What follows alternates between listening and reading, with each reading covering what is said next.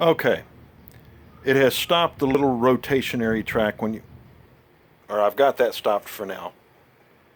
In other words, it's not doing what it did in the last video. However, I'm assuming that every time I reboot it, it's going to do that until I find a way to stop it from happening or elicit some control over it.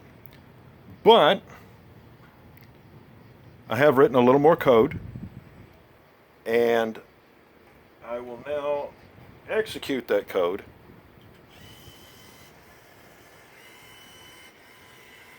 And the motor leads are backwards on the left side motor, looking at it from this direction. And whereas I could fix that in software, in the programming, that violates my sense of symmetry, if that makes any sense at all.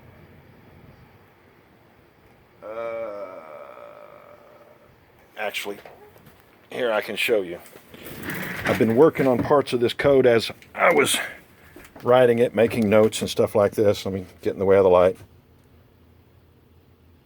To my sense of symmetry, where it says right motor high forward, and then the next line, which would be pin 11, right motor high backwards.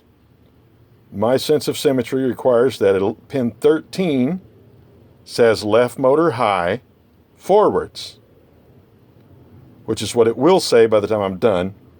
But in order to do that, I have to go and reverse some leads. And then where 15, it'll be left motor. When pin 15 is high, it'll go backwards. Whereas right now, when pin 13 is high, it goes backwards. So when pin 15 is high, it goes forwards, which is why it did the little dance that it did. And that's kind of violates my sense of symmetry, if that makes any sense. If it doesn't make sense, you know what? Life sucks, right? Okay. Oh, let me run that one more time before I shut it down and go to reverse the leads. Oh.